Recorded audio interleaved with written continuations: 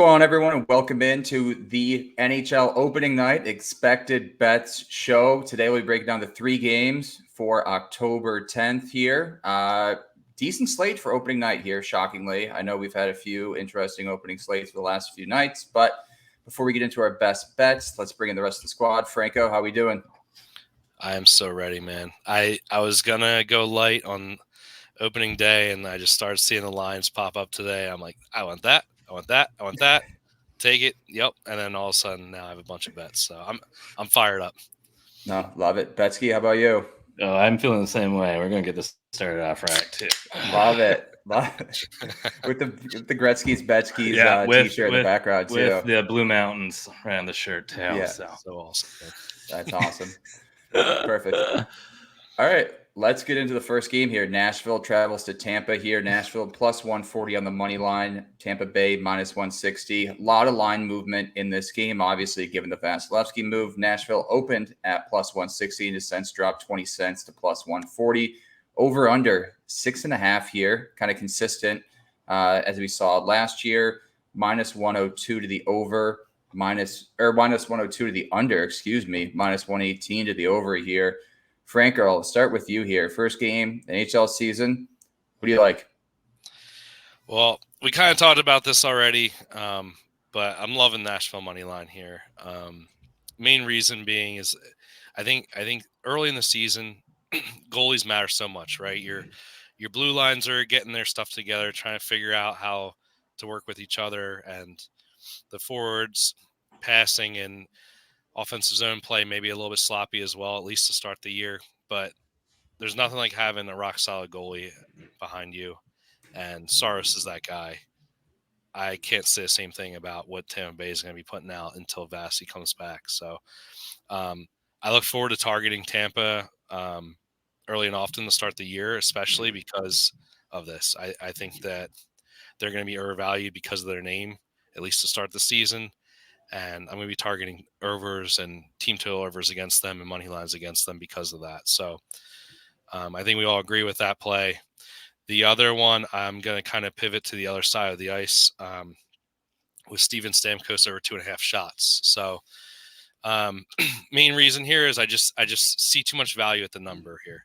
It's minus 145 on DraftKings, which is right about at the limit I'm willing to play. I don't usually like to go that high, but in this case, I think it's warranted. There's a lot of issues with the contract situation with him in the off season. He wants to be extended. He wants to be the guy long term here, and I guess they just couldn't work it out. So I think we're going to see a guy coming out fired up to start the year. You're going to meet him at 2.5 at a bettable number to start the year against Nashville on home ice. I'm going to take that all day. Yeah, I love that. Betzky, how about you? Any plays for this first game? Yeah, well, I mean, I think our whole squad right is the Nashville money line. So we posted that earlier. Plus money, a lot of the same rationale that Franco highlighted here. Another thing with Tampa, though, is they're the older team, and we've seen them kind of come out slow before. So this wouldn't be the first time that they kind of have a slumpy start, and then they usually get that motor going, get the chemistry going, and start to kind of become a machine as the season goes on. But yeah, especially with the goaltending issues that they may have here, it's going to be interesting to see if he can even kind of hold his ground for this team. But yeah, outside of that money line, one that I've kind of got my eye on is a Yossi power play point here.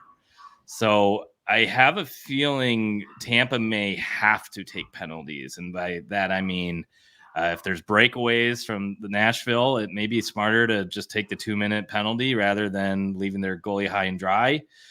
So you may see some hooking calls, some tripping just to stop some, open shots on their kind of rusty and pretty frankly shaky goaltender there. So I think Nashville could be on the power play quite a bit. And we know Yossi is that QB there.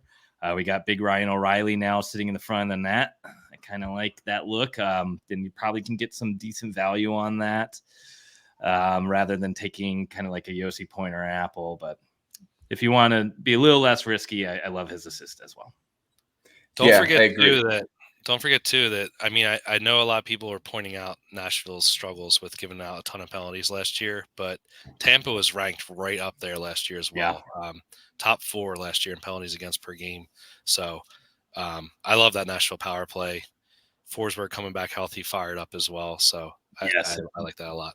Yeah, he's been really firing during the preseason. And yeah, Tampa's got a lot of kind of big, burly forwards and defensemen. I mean, they added Nick Paul, Jeannot, Yzerman's not necessarily a power forward, but he's not necessarily like Anthony Duclair of the league. Hagel's known for getting in there and being gritty. So they got a lot of people on that team that, I mean, for the most part, their size and the way they play probably helps them in the long run, but they are also the type of players that will commit penalties. So. Yeah, obviously, I think, like you said before, we're all on Nashville money line here as we kind of went through our division previews here. Another look that I like here too is Nashville team total over 2.5, -135 on DK right now. I think there's some value there too. -135 is a number comfortable on laying here. I think they can at least sneak by Johansson too. And like you mentioned too, I think they match up really well with this team. Young group of forwards that have shown they can score. And who knows what Tampa Bay is going to look like, too. They lost a few key guys in Killorn here, so it's going to be interesting to see how their lineup shifts from there. I think Tampa Bay or Nashville team total at 2.5 is a solid look here. That'll probably add on to the card in addition to the money line here. And if you're scared of that plus money line, that's a nice way to kind of pivot and say, hey, I trust that Nashville's going to be at least able to score. If they can't outpace Tampa, that may be a safer way to do kind of like a half Nashville money line. No, I agree. Yeah. Moving along here, we got Chicago at Pittsburgh here. Chicago +200 on the money line. Pittsburgh -238 over under at 6.5 again. Juice to the over here. Betzky, I'll start with you in this one here. Any plays that you're looking for in the start of the Bedard era? Yeah, I mean, Bedard's going to be extremely exciting to watch, and I may dabble with his shots at to some capacity here. Maybe even look at his goal. I mean, these players that are really truly special like that usually can come out flying. I think I'd be more hesitant for either one of those props if he wasn't playing Pittsburgh. Yeah. So Pittsburgh allowed top 5 shots against last season. These were games that would be high scoring, back and forth type games. I mean, if he was playing against Boston, let's say that they may need to just try to shut them down. No, I'm not going to be taking those types of props. But because it's Pittsburgh, yeah, I may lean into Bedard and then just have a little fun with it. I may not try to go too heavy on that, but it could be fun to kind of sprinkle it in, maybe in a little parlay or something. But what I really love here is going back to that team total. Pittsburgh team total, to me, it feels pretty damn, I'd hate to say automatic, but this is a Penguins team that got bounced by Chicago to miss the playoffs for the first time since Sidney Crosby was a rookie in 2006, 2007. Crosby is a vindictive man. Do you think he's going to come in here and not want to just completely demolish Chicago, who already has bad goaltending, who already has half an AHL roster on their lineup? It's -146, so it's not the prettiest team total here. Is that maybe 2.5 or 3.5? 3.5. Okay. So, maybe you could combine that with that Nashville team total that we were kind of talking about, or maybe find an alt over or alt under on the other 2 slates to just kind of take something super juiced and then just get a little bit more value out of that. But I'm really going to lean into Pittsburgh laying it down on Chicago and remembering that streak that they spoiled. And I'm waiting to see what the odds are going to be for Sidney Crosby over 1.5 points. It's not on FanDuel yet, but as soon as I see that open, I will probably put a full unit on that. Because again, this is not just, Brian Rust, who's a little upset that he didn't get to be in the playoffs last year. This is the guy who's done it every single year of his entire career, playing against the team who was second to last place last season, third to last, and they knocked them out of the playoffs. He is going to come out fired up, and especially because Bedard, everybody's saying he's like the next coming of Connor McDavid, who is the next coming of Sidney Crosby. You think Sid the Kid's going to want to let Bedard run around and do his thing without showing him what he's got in the meantime? I don't think so. Yeah, I mean, so I just put together kind of a quick same game parlay here. If you take that over 3.5 for Pittsburgh team total along with their money line, -125. Love that. Yep. So that's certainly a look here too if you're trying to juice those or lessen the juice on that bet. Franco, any looks here in Chicago, Pittsburgh? Well, first I'll tell you, Betzky, that the DraftKings has Crosby over 1.5 at +150 right now. So awesome. I like that value. Yes. That's insane value. You could also get his assist at -110. I like that a lot as well. So I like that a lot as well too. I think you can't really go wrong looking at Crosby props in general. So I'll probably add that. That was not originally on my card, but here we go, adding more again. Yeah, I mean, I do like Pittsburgh to smash here. I think we all agreed that we're all low on Chicago in general, right? No matter what Bedard brings to the table here, Mrazek is just, I can't even believe he's still a starter in this league, to be honest. And it feels intentional to keep him after last season. They feel like they need a top 5 pick, and they're a little worried by adding Hall and Bedard to the lineup. It may knock them out of that. So let's keep the crappy goaltender. Sorry. Yep. So I mean, I think there's gonna be a ton of goals on the Pittsburgh side. I don't mind the puck line if you're feeling saucy. I know Gator has a play as well on the Pittsburgh side, but earlier today when the lines dropped, I was able to grab Bedard over 2.5 shots at -108. That is long gone at this point. So I love that play though, regardless of how this game goes. I don't see a scenario where this kid doesn't want to come out firing in a big primetime game to start off his career. Pittsburgh, like you said, gave up a ton of shots last year, especially to the center position. So I like that a lot. The other one I like as well is either his point or his assist prop. I don't think that he's going to score a goal this first game, just because of the way this game's going to go. I kind of lean Taylor Hall actually for a goal if you're feeling saucy. So reason being is, this is silly, but he just had a kid, and we've seen it before. A guy having a kid loves coming out scoring a goal in his first game, right? It's the strangest thing. It's true. I mean, it's true. It's true. Like, no matter how crazy it is, but regardless, I think because of that, we're going to see him dishing it off to Hall, regardless, whether Hall buries it or not. I think he's going to be trying to set up Taylor Hall. So I do think Chicago gets at least 1 or 2, and I don't think, I mean, unless Jari's going to have a bounce back year, I don't necessarily love this Pittsburgh blue line still. So that's where I would lean. And I'll probably, like you said, I'll probably add that some sort of Crosby prop, whether it's the over 1.5 or the assist. This entire time I was thinking it was in Chicago. I realize now it's actually in Pittsburgh too, just to put more weight in the beat down. Yeah, Chicago's schedule of starting off with Pittsburgh, Boston isn't exactly the easiest for this team, and not exactly ideal, I'd say. Going off that, I love this 60-minute money line. Obviously, it's a little bit of heavy on the juice, -145 here. But like I said, I'm still kind of comfortable laying that number, given how much I do actually like this play of Pittsburgh to take down Chicago on opening night here. Like you said, this is, oddly enough, on opening night, not including a Stanley Cup kind of finals matchup. This is a revenge game. Yeah. This is 100% a revenge game for Pittsburgh here. And Chicago's going to take the brunt of it. So I love Pittsburgh in regulation, 60-minute money line, -145. Another play I like too, Erik Karlsson over 2.5 shots on goal here. So he's going to be on that first unit power play, could get some time, even on the second, I heard, that we were talking about here. Plus even money here, +100. Chicago's given up they were a top 5 team in shots allowed last year. They give up a ton of shots to defensemen here as well. I think Pittsburgh comes out. Erik Karlsson, obviously, new team here, wants to show him what he can do. I think it's a great bet here at even money for Carlson over 2.5 on opening night.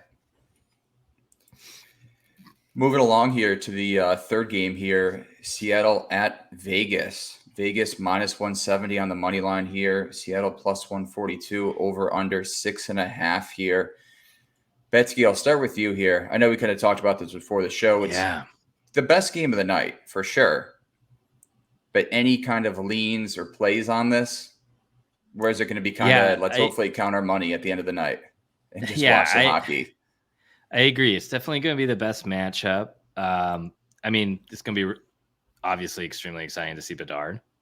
And I think that Nashville Tampa game is going to be a fun one to watch, but this should feel the most like I don't want to say a playoff hockey game since it's day one. Yeah. This is definitely the most evenly matched, I feel.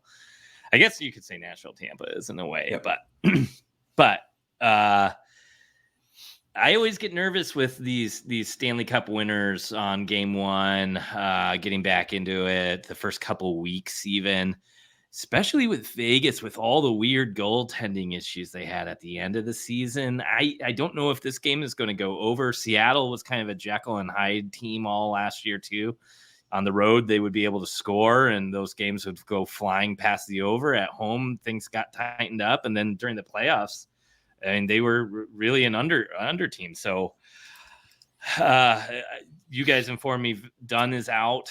So that may hurt the ability for the team to put up points. But again, I mean, we've seen it before. Would it surprise me if this game is a 4-5 game? No, not at all.